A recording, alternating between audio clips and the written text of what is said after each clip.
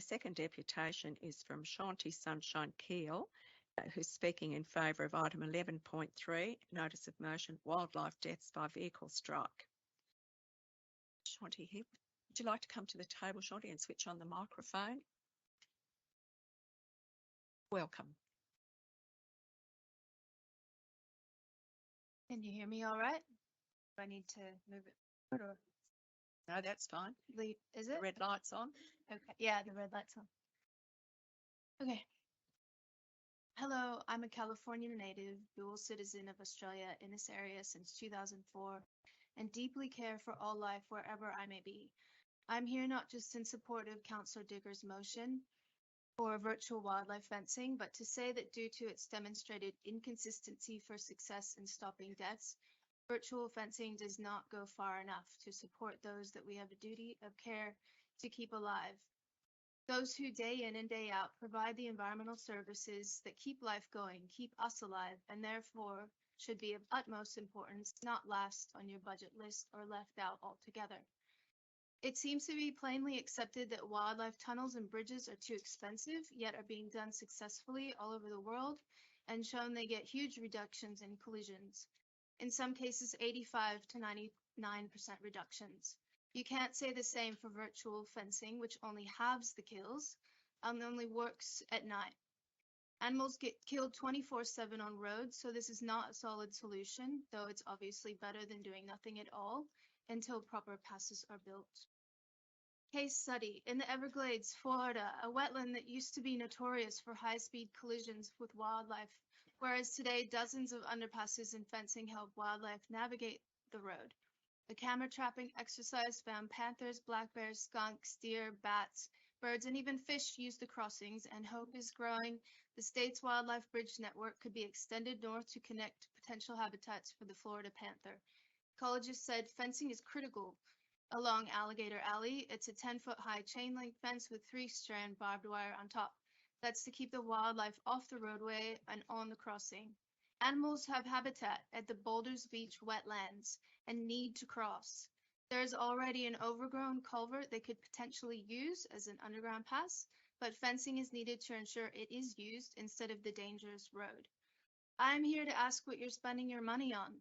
Bedazzling tourists with shiny footpaths and splendid landscaping in Lenox, creating new roundabouts with fancy sculptures and crossings, extensive aesthetic and recreational landscapes, renovations and earthworks for people, big, huge new buildings for arts and sports. I'm calling on you to reallocate spending on that kind of redundant and unnecessary stuff and put it into something that will stop loss of life. Again, the kinds of lives that are, if you look at it from an environmental services perspective, are much more important, as they do the work of soil aeration, pollination, sequestering waste, basically all the things that hold the fabric of life together. You have a framework that only supports human life. Without animals doing their important jobs, humans would not be able to exist.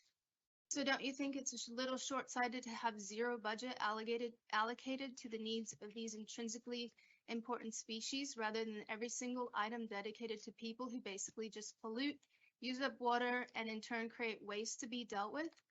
The Fit for the Future plan centers around communities, economies, and technologies. How is that in any way holistic in its approach? It completely ignores environmental factors which literally determine whether we live or die. This Destination 2036 should be all about real steps towards sustainability, real action towards providing a safe haven for our animals who are being pushed further into extinction by the day as we fly around in vehicles and continue to fragment their land. How about a yes vote for them, starting with this action? I sent an ABC article to Colonel Dicker and Matthew Wood reporting that 4 years, about 400,000 records of wildlife rescue data is missing from the New South Wales government's species tracking database, BioNet, including 28,000 threatened species rescues, casting doubt over the accuracy of protecting plans and development approvals. Essentially, a free pass to go crazy.